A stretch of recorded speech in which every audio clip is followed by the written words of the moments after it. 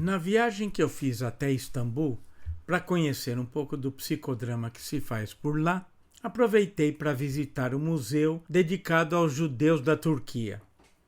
Ali pude saber um pouco mais sobre o passado do Dr. Jacó Levi Moreno, de seu pai e de seus antepassados. Pelo que eu li, depois da destruição do grande templo em Jerusalém, os judeus se espalharam em muitas direções. Mas o que mais me chamou a atenção foi esse desenhinho animado que aparece aqui, mostrando as rotas de imigração do povo judeu. Olha só. No chamado nível 1, são mostradas as migrações que se fizeram a partir de Israel, depois da queda do reino de Judá. Os primeiros emigrantes sobem por terra pelos territórios que hoje são da Síria e chegam até onde atualmente é a Turquia. Já de barco, pelo mar Mediterrâneo, chegam à ilha de Chipre e atingem a costa do então Império Otomano.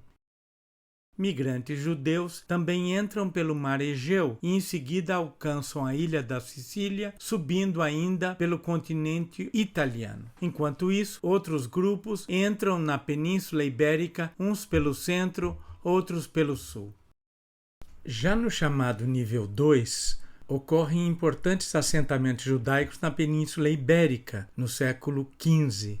Mas antes disso, é importante notar que já em 711 tinha começado a conquista da Península Ibérica por Tariq bin Ziyad e que a primeira cidade conquistada foi Córdoba, onde havia uma população judaica significativa. É bom saber também que já no século IX os espanhóis tinham realizado a reconquista, atacando a península pelo norte, e que como resultado a hegemonia muçulmana foi enfraquecida. Uma a uma, muitas cidades ficaram sob o domínio de monarcas católicos.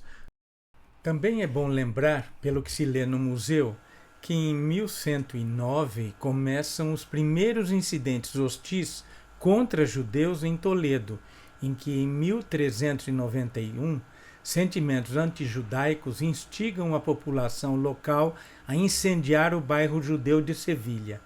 As hostilidades se espalharam por toda a Andaluzia e durante esses acontecimentos, alguns judeus fingiram ter se convertido ao cristianismo para salvar as suas vidas.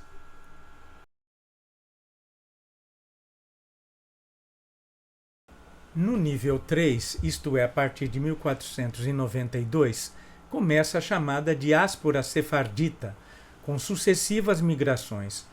Diz a Enciclopédia Britânica que os sefarditas fugiram inicialmente para o norte de África e outras partes do Império Otomano, e muitos deles acabaram por se estabelecer em países como França, Holanda, Inglaterra, Itália e Balcãs.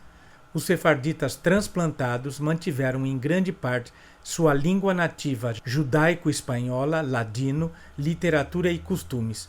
Eles se tornaram conhecidos por suas realizações culturais e intelectuais nas comunidades judaicas do Mediterrâneo e do norte da Europa em forma britânica. O que se lê nesse pergaminho aberto aí é que o sultão Bayezid, ou seja, Bajazet II, teria dito o seguinte: longe de rejeitar os judeus da Espanha, eles deveriam ser recebidos com toda a sinceridade, e aqueles que agissem em contrário e maltratassem os imigrantes ou causassem o menor dano seriam punidos com a morte. Pelo que se sabe, os exilados se espalharam por quase toda a costa do mar Mediterrâneo.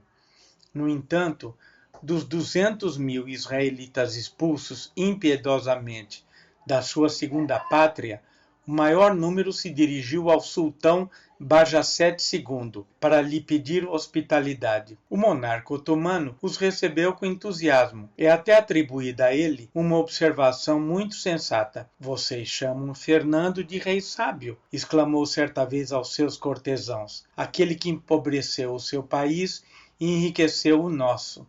Pelo menos é o que conta esse autor aí, o Sr. Franco. Já o nível 4 traz as migrações sefarditas da Europa Central e Oriental e da Rússia desde o século XIV. E o que esse pergaminho aí conta é que, irmãos e professores, amigos e conhecidos, eu, Isaac Zarfati, embora venha de origem francesa, nasci na Alemanha e sentei-me ali, aos pés de meus estimados professores. Eu proclamo a você que a Turquia é uma terra onde nada falta e onde, se você quiser, tudo ainda estará bem com você. O caminho para a Terra Santa está aberto para você através da Turquia. Não é melhor para você viver sob o domínio dos muçulmanos do que sob os cristãos? Aqui, cada homem pode habitar em paz sob a sua própria videira e figueira. Aqui você pode usar as roupas mais preciosas. E, nesse último pergaminho, é o sultão otomano Mehmed, o Conquistador, que diz o seguinte: Alá concedeu-me muitas terras e ordenou-me que protegesse a dinastia de seus servos Abraão e Jacó, que lhes desse comida e os levasse para o meu reino. Quem entre vós deseja vir instalar-se em Istambul, a capital, com a ajuda de Deus, para viver em paz à sombra dos figos e das vinhas, para negociar livremente e possuir propriedades? Isso é o que escreve Avram Galante em sua História dos Judeus da Turquia, de 1941. E por enquanto é só.